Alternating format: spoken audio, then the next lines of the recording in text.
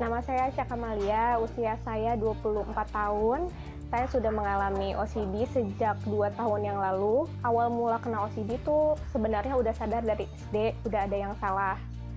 Jadi aku tuh sering banget ngelus-ngelus barang berkali-kali, entah itu troli atau mungkin lemari yang aku lewatin. Jadi emang harus aku elus-elus sampai 3 kali atau pokoknya di angka ganjil. Entah kenapa angka ganjil tuh kayak yang bikin aku lebih tenang gitu loh. Begitu juga kalau misalnya aku lagi naik anak tangga. Jadi tuh kalau misalnya naik anak tangga, aku harus berhenti di angka ganjil. Misalnya itu nggak ganjil, anak tangga yang sebelumnya aku lengkapin. Jadi aku benar-benar harus loncatin itu biar aku ngerasa tenang. Kalau enggak tuh aku ngerasa aku bakal kesambar petir. Padahal kan itu pemikirannya irasional. Tapi aku ngerasa tuh kayak bakal banget terjadi. Paling ngeganggu itu kalau mau ganti baju, biasanya bajunya tuh suka aku puter berkali-kali.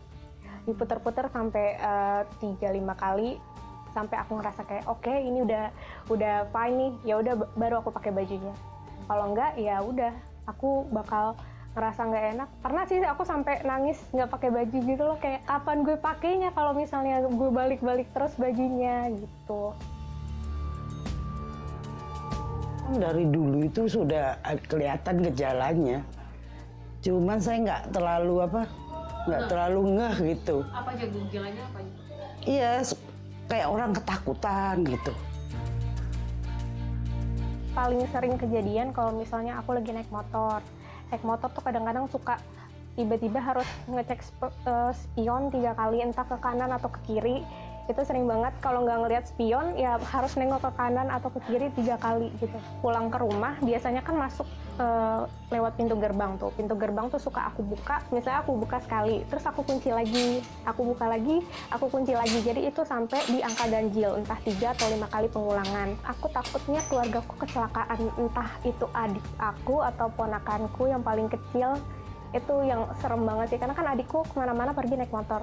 Tiba-tiba di otak tuh kayak kebayang kelibet ke adegan adikku tuh kecelakaan gitu. Jadi itu yang bikin aku takut, jadi aku harus ngulang biar aku tenang.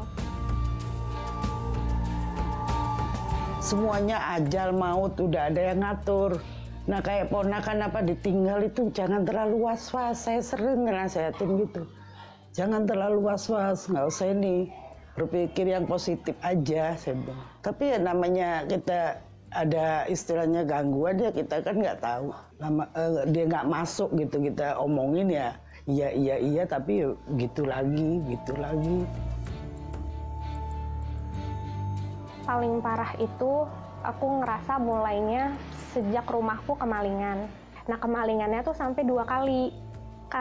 Karena aku OCD kali ya, jadi aku tuh suka kebayang-bayang pikiran negatifnya tuh kayak si maling ini ngelihat wajah keluargaku, terus aku kayak takutnya dia macam-macam sama ponakanku atau mungkin sama adik aku gitu kan. Nah OCD-ku tuh makin parahnya aku ngerasanya aku setiap berangkat ke kantor minta mama untuk fotoin ponakan aku.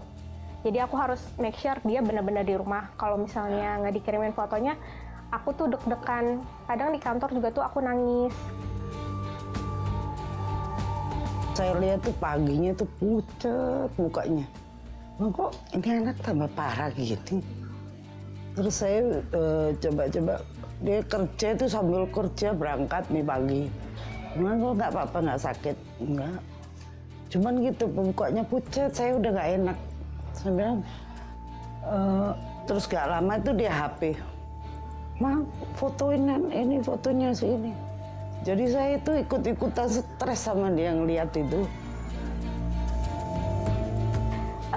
Aku sempat ngechat ke psikolog kenalanku. Aku bilang aku ada gejala nih. Terus aku cerita juga dari kemalingan itu, orang-orang kan biasanya kalau di rumahku udah pada move on, maksudnya kayak udah bisa ngelanjutin aktivitas seperti biasa. Aku masih nggak bisa, aku masih stuck di situ. Aku nangis-nangis.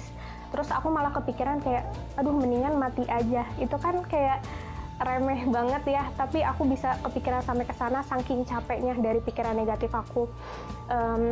Akhirnya kata psikolog kenalanku itu, kalau udah ada pikiran untuk suicidal, mendingan langsung ke psikiater. Pas aku ke psikiater pun, sampai ruang konsul itu psikiaternya nanya gimana kabarnya. Aku tuh udah nangis, langsung yang nangis ngerembes gitu.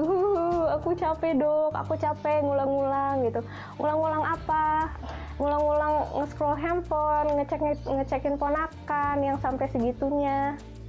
Terus mungkin karena udah ngeh kali psikiaternya gejalanya khas, ya penanganannya langsung OCD. Untuk bantuin aku, jadi dikasih antidepresan. Terus juga sebenarnya paling penting bukan obatnya, justru kata dokterku.